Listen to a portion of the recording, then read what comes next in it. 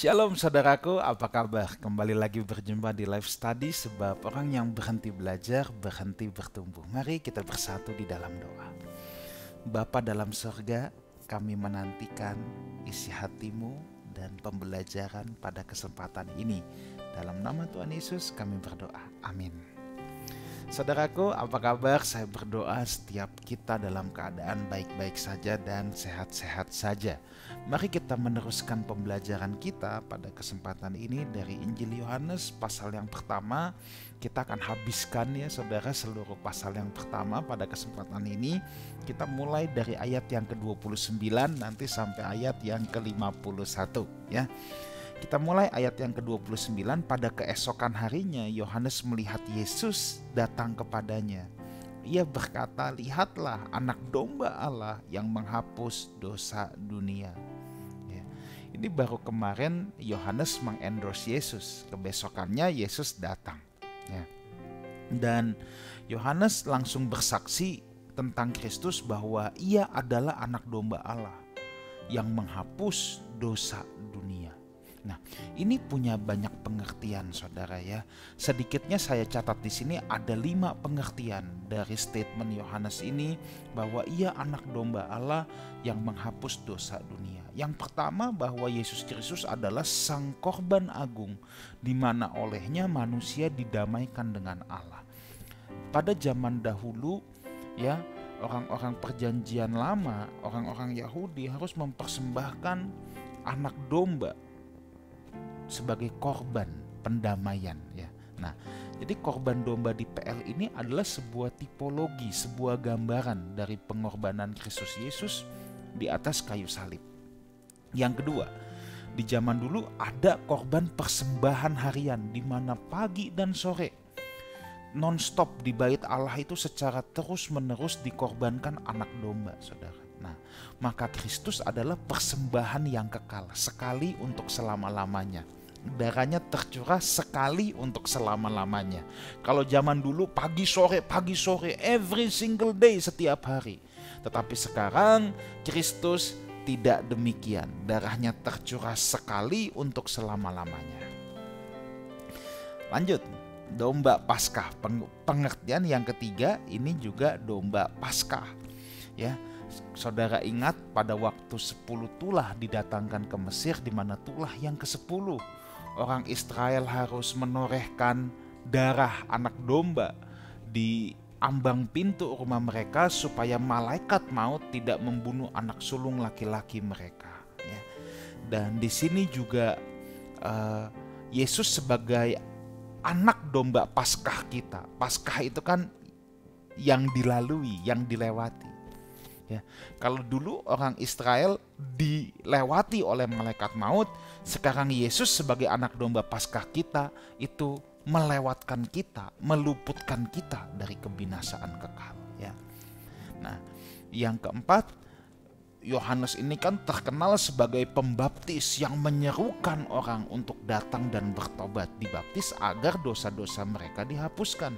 Nah, ketika Yesus datang, begitu Yohanes bilang, "Lihat anak domba Allah yang menghapus dosa dunia." Dengan kata lain apa? Yohanes sekarang menjelaskan bagaimana dan siapa yang akan menghapus dosa mereka itu. Betul, Yohanes menyerukan orang untuk datang, untuk bertobat, supaya datang bertobat dan dibaptis supaya dosa mereka dihapuskan. Tapi gimana caranya dan siapa yang menghapuskan?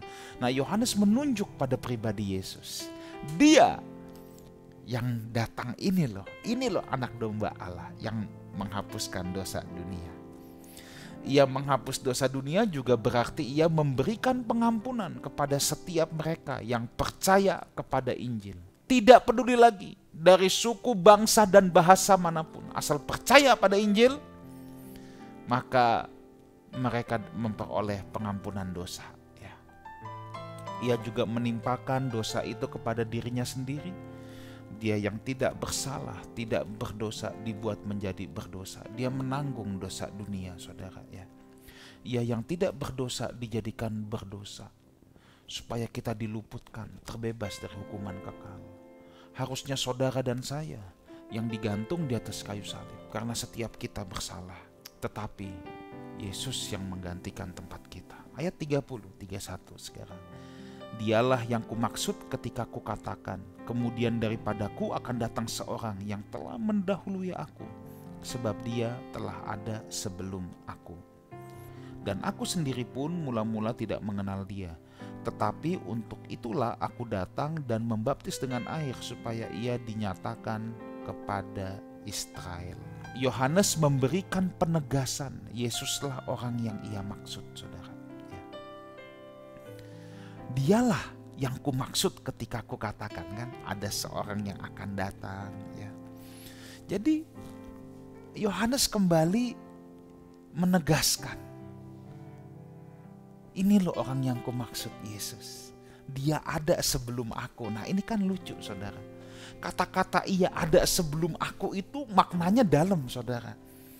Dia hendak menunjukkan Yesus ini bukan manusia biasa, dia didatang dari kekekalan. Secara usia Yohanes tuh lebih tua beberapa bulan, sekitar 6 bulan. Ini kan sepupu, saudara, cousin. Yohanes dan Yesus itu sepupu, terpaut beberapa bulan secara usia. Yohanes lebih tua, tapi dia bilang dia ada sebelum aku. Makanya ini menunjukkan Yesus ini bukan manusia biasa, dia datang dari kekekalan. Nah, bahkan di sini dikatakan aku sendiri dulu tidak mengenal dia. Nah, kan nggak mungkin, ini nih sepupuan kecil pasti kenal. Nah, tapi mungkin nggak akrab.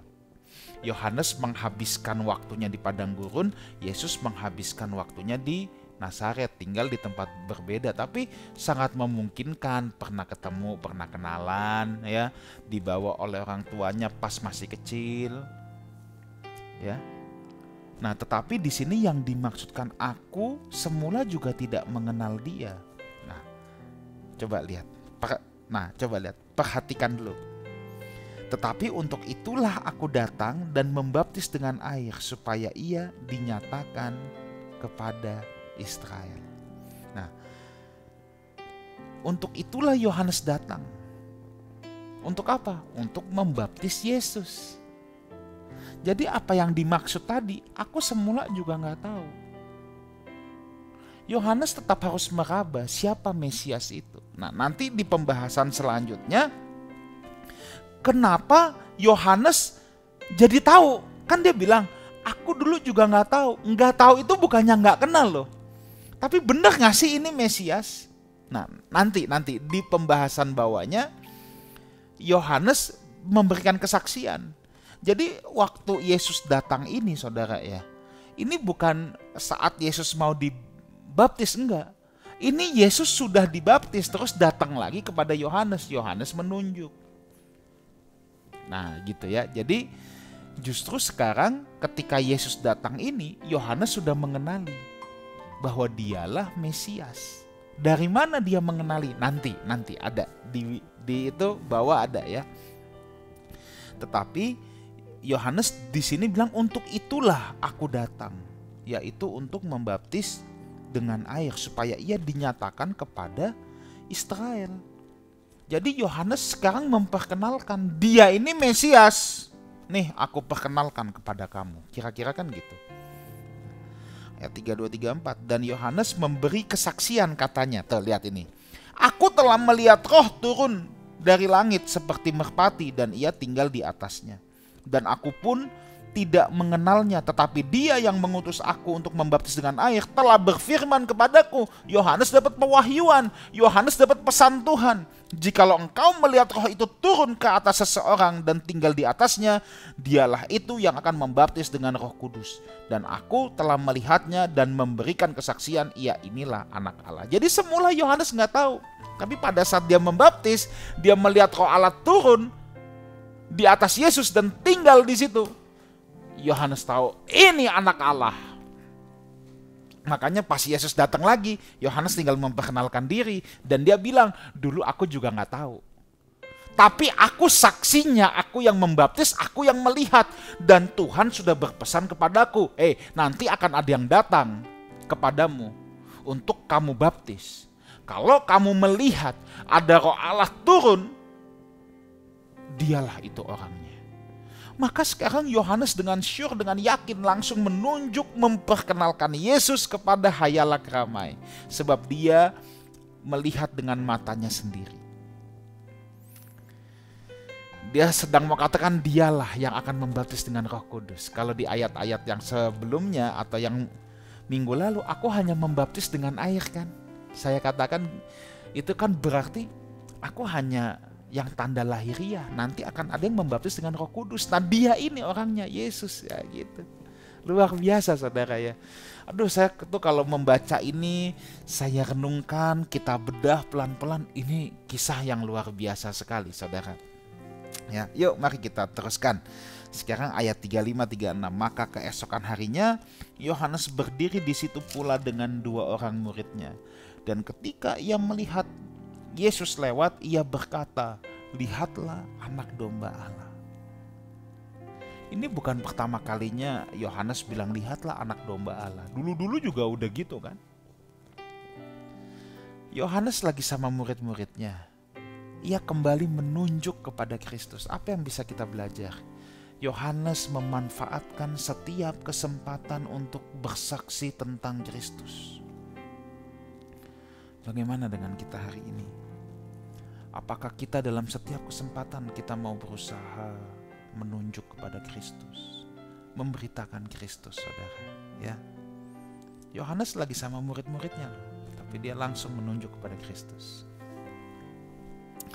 Dan kita bisa lihat di sini Yohanes benar-benar gak punya ambisi pribadi. Ia tidak takut kalau murid-muridnya jadi meninggalkan dia dan mengikut Yesus. Kan Yohanes tahu ini yang lebih superior nih. Yohanes lagi sama murid-muridnya. Yohanes kan bisa diem aja. Kalau gua ngomong, gua ditinggal lagi, semua mau ikut dia. Kan gitu saudara ya. Tapi Yohanes nggak punya spirit itu saudara ya. Ini kalau zaman sekarang pindah jemaat nih. dari murid Yohanes jadi murid Yesus. Zaman sekarang wah, gara-gara perpindahan jemaat bisa tengkar saudara ya. Yuk kita belajar yuk punya spirit Yohanes, nggak masalah ya. Nanti kalau di Yohanes 3, wah itu lebih keren lagi kata-kata Yohanes. Nanti kita bahas itu, luar biasa saudara sosok Yohanes ini. Yohanes bukannya takut, justru dia mengendorse Yesus lagi depan murid-muridnya. Dan menunjukkan bahwa orang itu, Yesus, lebih berkuasa dari dirinya. Ah ini kan gendeng saudara. Ya tapi inilah Yohanes, dia tahu superioritas Kristus.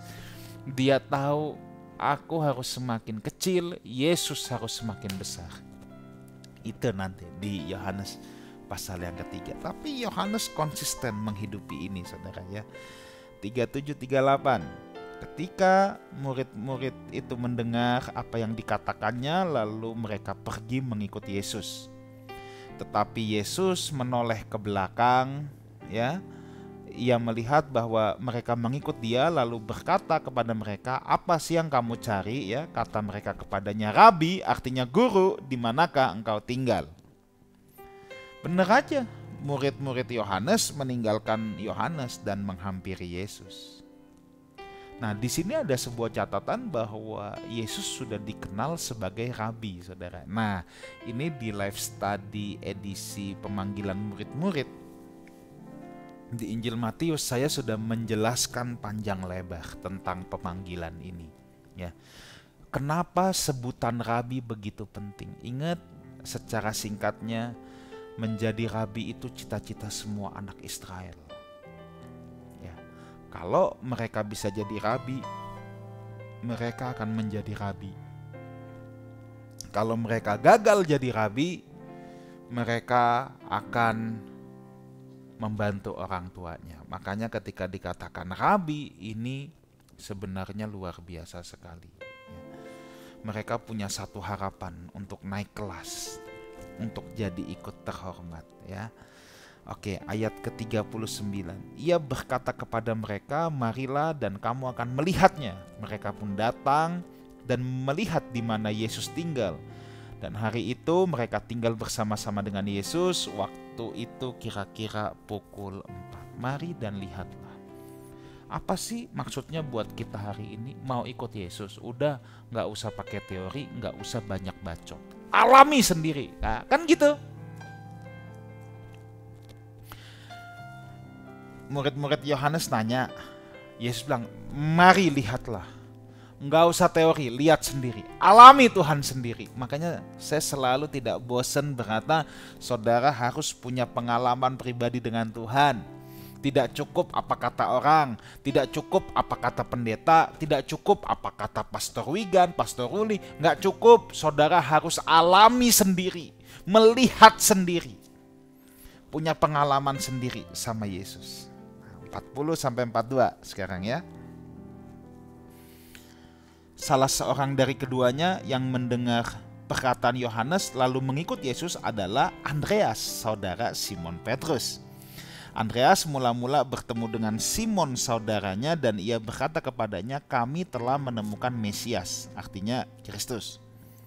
Ia membawanya kepada Yesus. Yesus memandang dia dan berkata, engkau Simon anak Yohanes, engkau akan dinamakan Kefas, artinya Petrus. Jadi rupanya salah satu murid Yohanes yang meninggalkan Yohanes yang jadi ikut Yesus adalah Andreas. Andreas ini siapa saudara? Andreas rupanya saudara dari Simon. Jadi Simon ini bukan murid Yohanes. Andreas murid Yohanes, Simon saudaranya. Andreas tidak bisa menahan sukacita itu lalu dikasih tahu saudaranya, aku sudah menemukan Kristus. Wah, Simon saudaranya ikut. Waktu Yesus melihat Simon, Yesus bilang, namamu aku ganti. Jadi Kefas itu bahasa Ibrani yang berarti batu. Kefas itu sama dengan Petrus dalam bahasa Yunani ya. Kefas dalam bahasa Ibrani, Petrus dalam bahasa Yunani yang artinya batu. Jadi kalau saudara nanti melihat kitab Galatia ya, Paulus katakan aku bertentangan dengan Kefas, ya Kefas itu Petrus, sama aja. Kefas bahasa Ibrani, Petrus bahasa Yunani. Yuk kita teruskan sekarang ayat ke-43. Pada keesokan harinya Yesus memutuskan untuk berangkat ke Galilea. Ia bertemu dengan Filipus dan berkata kepadanya, ikutlah aku. Nah saudara, ini menarik. Kalau tadi Andreas ditunjukkan oleh Yohanes, Simon diajak sama Andreas, sekarang Filipus. Kalau Filipus, Yesus yang ngajak sendiri langsung. Dia dipanggil langsung oleh Yesus. Apa yang bisa kita belajar? Saudara, Tuhan bisa menggunakan berbagai macam cara untuk memanggil saudara dan saya. Ada yang lewat teman, ada yang lewat orang, ada yang dipanggil langsung sendiri. Itulah cara kerja Tuhan, tidak bisa kita formatkan, tidak bisa kita bikin jadi sebuah template. Tuhan itu terlalu kreatif, dia bisa memanggil orang-orang pilihannya dengan berbagai macam cara, dengan caranya dia sendiri. Yang menarik di sini, murid Tuhan Yesus itu semua orang Yahudi, saudara. Filipus pun orang Yahudi, tetapi nama Filipus itu nama Yunani dan gak lazim digunakan oleh orang-orang Yahudi. Ya, itu menggunakan nama bahasa Yunani dan gak lazim. Tapi yang lebih hebat lagi apa? Yesus tidak ganti namanya. Simon itu nama orang Ibrani loh. Tapi diganti namanya, dikasih nama yang baru, Kefas atau Petrus. Nah kalau Filipus nggak diganti. Buat saya ini sudah sebuah hint bahwa Yesus tidak fanatik kepada satu suku. Memang keselamatan itu untuk banyak orang. Kalau Simon diganti itu bukan karena namanya gimana, itu punya makna ya. Yang di atas batu karang ini aku akan mendirikan jemaatku. Itu punya makna sendiri, saudara ya. Oke, ayat 44. Filipus itu berasal dari Betsaida, kota Andreas dan Petrus. Nah ini dari kota yang sama semua. Betsaida artinya rumah jaring, saudara ya. Jadi memang banyak nelayan yang tinggalnya di Betsaida yang artinya rumah jaring ya. Oke, ayat 45 sampai ayat 46 sekarang. Filipus bertemu dengan Nathanael dan berkata kepadanya, kami telah menemukan dia, yang disebut oleh Musa dalam kitab Taurat dan oleh para nabi, yaitu Yesus anak Yusuf dari Nazaret. Kata Natanael kepadanya, mungkinkah sesuatu yang baik datang dari Nazaret? Nah, pertama kita lihat sebagaimana Andreas bersuka cita ajak saudaranya, Filipus juga ajak Natanael, ya. Nah, Natanael siapanya nggak dijelaskan, bisa temennya, bisa saudaranya juga, ya. Tetapi yang jelas Filipus bersuka cita bertemu dengan Kristus. Memang sudah sewajarnya orang yang bertemu dengan sukacita Kristus ingin membagikan sukacita itu kepada orang lain. Nah, berbeda dengan Filipus, Natanael ini cermat, saudara, ya. Dia tanya, emang ada yang baik yang dari Nazaret? Nah, ada hal yang rupanya Natanael tidak ketahui. Natanael ini orang belajar, saudara, ya. Dia orang belajar, makanya dia nanya gitu. Dia tuh cermat. Sebab kalau Kristus Mesias, dia yang akan datang, nggak mungkin datang dari Nazaret. Nah, ini kan ada yang dia nggak tahu. Yesus lahir di Bethlehem, gede di Nazaret. Besarnya memang menghabiskan waktu di Nazaret, tapi Yesus lahir di Bethlehem. Nah, ya. Nah, tapi Filipus bukan seorang yang cerdas gimana mungkin bisa menjelaskan, ya. Tapi Filipus juga cuman berkata, mari lihatlah, alami sendiri, alami Kristus sendiri, gitu. Mari dan lihatlah. Nah, ya, kalau saudara baca terus kita lihat ayat 48, kata Natanael kepadanya, bagaimana engkau mengenal aku? Jawab Yesus kepadanya, sebelum Filipus memanggil engkau, aku telah melihat engkau di bawah pohon ara. Wah, tersentuh, saudara. Natanael ini tersentuh. Kata Nael kepadanya, Rabi, engkau anak Allah, engkau raja orang Israel. Rupanya again Yesus telah dipanggil Rabi, telah dikenali sebagai Rabi oleh Natanael. Tidak sulit untuk Tuhan Yesus mengajak orang mengikut dia pada saat itu sebab dia sudah dikenal sebagai Rabi. Dan bagi mereka, ya, menjadi murid Rabi ini sebuah cita-cita mulia. Dan mereka seakan dalam tanda petik naik kelas, saudara, ya, naik kelas. Nah, Yesus menjawab, karena aku berkata kepadamu, aku melihat engkau di bawah pohon ara, maka engkau percaya, engkau akan melihat hal-hal yang lebih besar daripada itu. Lalu kata Yesus kepadanya, aku berkata kepadamu, sesungguhnya engkau akan melihat langit terbuka dan malaikat-malaikat Allah turun naik kepada anak manusia. Simpel aja. Kalau saudara ikut Tuhan, saudara akan melihat kemuliaan yang jauh lebih besar daripada yang saudara bayangkan. Ada saatnya kita akan melihat langit terbuka, malaikat-malaikat Allah turun naik kepada anak manusia. Ada saatnya kita berhadapan muka dengan anak manusia. Wah, kemuliaan yang luar biasa. Dan saya percaya kalau saudara anak-anak Tuhan, saudara tidak akan mencibir apa yang saya katakan ini. Ini bukan isapan jempol, ini bukan halusinasi dari kefrustasian hidup, saudara, ya. Tetapi ini benar adanya, bahwa orang yang setia mengikut Yesus, satu hari kelak, ia akan melihat kemuliaan Allah. Ya.